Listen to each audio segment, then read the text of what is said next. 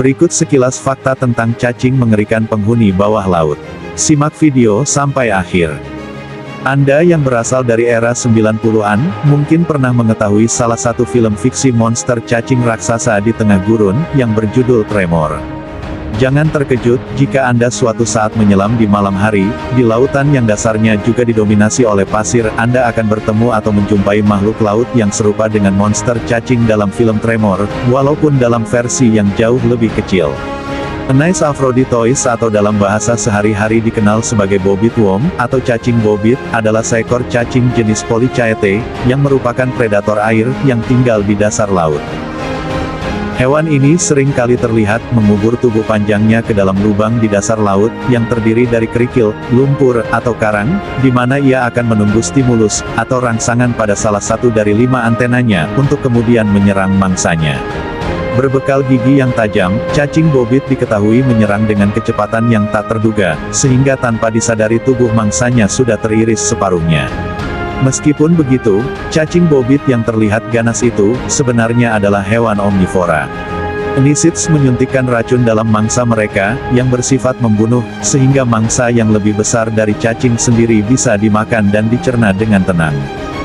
Sedikit hal yang diketahui tentang kebiasaan seksual dan umur si cacing ini. Namun para peneliti menduga bahwa reproduksi seksual dimulai pada tahap awal, bahkan mungkin ketika cacing telah mempunyai panjang sekitar 100 mm.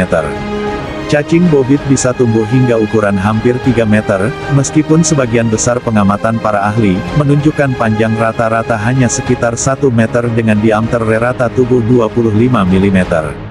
Cacing bobit dapat ditemukan di segala penjuru lautan hangat di seluruh dunia, termasuk Indo-Pasifik dan Atlantik. Di Bali, di daerah penyelaman yang bernama Secret Bay, di Gilimanuk, cacing bobit menjadi salah satu primadona bagi para pemburu foto makro bawah laut. Selain bentuknya yang unik seperti monster, tubuh cacing bobit bisa berkilauan seperti pelangi jika terkena flash atau cahaya. Cacing bobit juga merupakan makhluk nokturnal atau aktif di malam hari, walaupun dia juga bisa keluar di siang hari jika terstimulus. Biasanya berbagai jenis hewan mempunyai tulang pada setiap tubuhnya. Namun, cacing bobit ini tidak dilengkapi tulang pada tubuhnya. Hal tersebut jadi fakta menarik tersendiri bagi jenis cacing biota laut ini dan jadi ciri khas daripada cacing bobit tersebut. Tidak seperti jenis cacing lainnya, cacing bobit ini dilengkapi bulu tajam pada setiap permukaan tubuhnya. Biasanya dengan bulunya yang tajam ini dapat menjadikan cacing bobit untuk mengelabui musuhnya, sehingga musuhnya akan terkecoh dengan sendirinya. Hal tersebut dinilai sangat menarik yang tidak terdapat pada jenis cacing lainnya.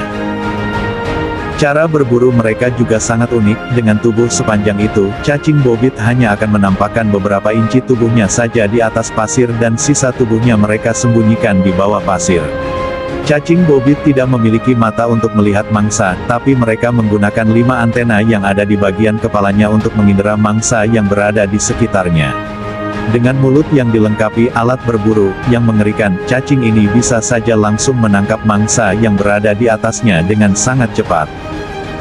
Setelah menyeret ke liang, cacing menusuk dengan penjepit tajam kemudian menyuntikkan racun untuk membuat mangsa lebih mudah dicerna. Tubuh lunak cacing purba selama ini jarang terawetkan dalam catatan fosil. Beruntungnya, dalam penelitian mereka ahli menemukan jejak fosil yang ditinggalkan oleh cacing. Beberapa tanda tersebut kemungkinan besar dibuat saat mereka menyeret mangsa ke liang cacing. Para peneliti mengumpulkan ratusan jejak tersebut untuk merekonstruksi liang cacing. Setidaknya ada 319 jejak fosil yang ditemukan di timur laut Taiwan. Dari situlah, peneliti menyimpulkan ukuran liang yang dibuat cacing purba serta bagaimana liang itu digunakan. Temuan ini pun menjadi fosil jejak paling awal yang diketahui dari predator penyergap. Kami berhipotesis bahwa sekitar 20 juta tahun yang lalu, di perbatasan tenggara benua Eurasia, cacing bobit kuno berkoloni di dasar laut menunggu mangsa yang lewat, tulis peneliti dalam laporannya. Setelah berhasil menyergapnya, cacing kemudian menyeret mangsanya ke dalam lapisan sedimen untuk dibawa ke dalam liang. Namun tak semua mangsa bisa ditaklukkan dengan mudah, beberapa ada yang berusaha melarikan diri sehingga menyebabkan kerusakan di sekitar lubang liang.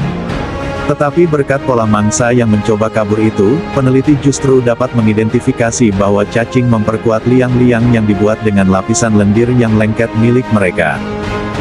Itulah sekilas fakta tentang cacing penghuni bawah laut. Terima kasih sudah menonton video sampai akhir.